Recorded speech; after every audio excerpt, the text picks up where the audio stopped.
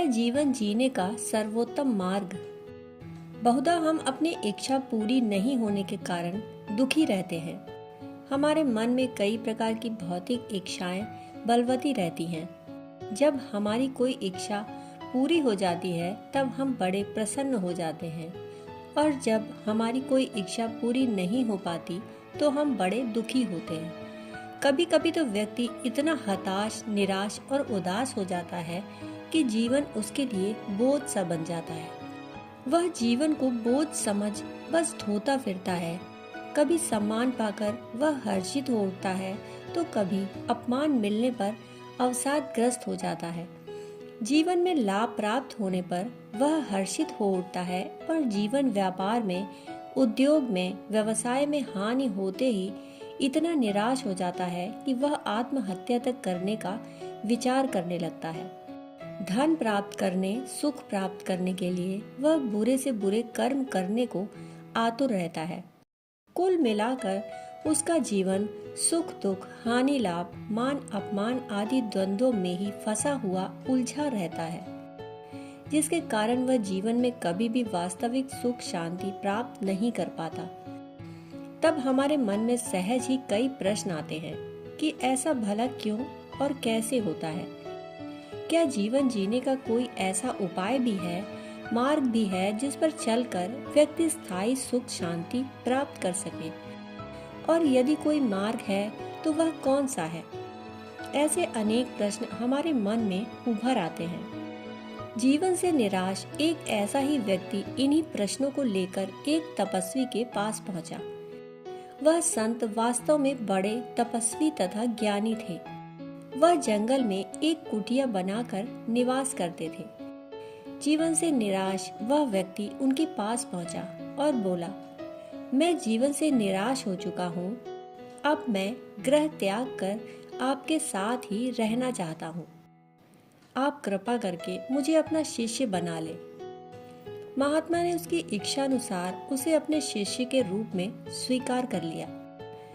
महात्मा जी ने उसे दीक्षा दी और कहा, ब्रह्म मुहूर्त में उठकर उदीयमान सविता देव का अपने हृदय में ध्यान करते हुए नित्य गायत्री मंत्र का जप करो, शास्त्रों का स्वाध्याय करो।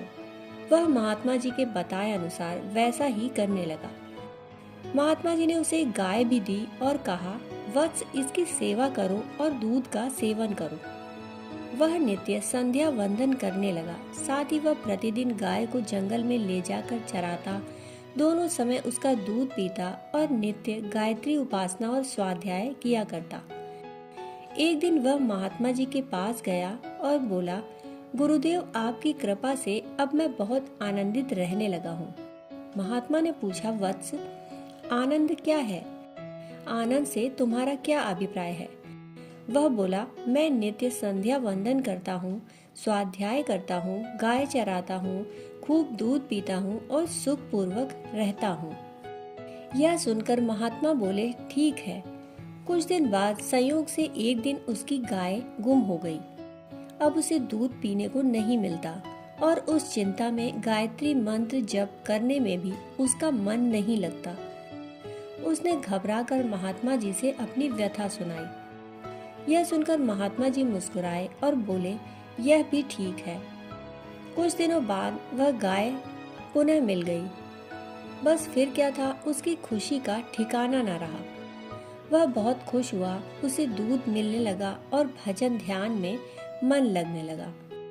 वह महात्मा जी से फिर मिला और अपनी सुखद स्थिति को बयान किया।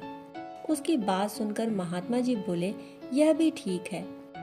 यह सुनकर वह शिष्य बड़ा अचरज में पड़ गया और बोला, गुरुदेव, यह कैसी बात है? जब गाय गुम हो गई तब भी आपने कहा ठीक है, और अब गाय दोबारा मिल गई तब भी आपने कहा ठीक है।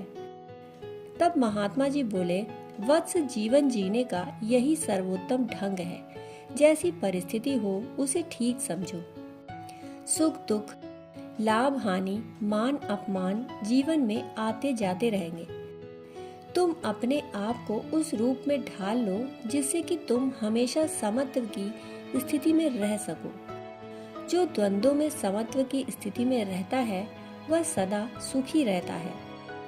जीवन में सुख और सफलता प्राप्ति का यही सर्वोत्तम मार्ग है। महात्मा जी ने कहा, तुम नित्य ध्यान किया करो, स्वाध्याय करो, इससे तुम्हारी बुद्धि पवित्र होगी, मन की मलिनता दूर होगी और सद्ज्ञान की प्राप्ति होगी।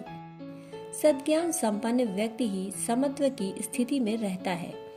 जाओ, अब तुम घर लौट जाओ और अपने परिवार की, समाज की जिम्मेदारियों का कुशलता पूर्वक निर्वहन करो और प्रसन्नता पूर्वक जीवन व्यतीत करो।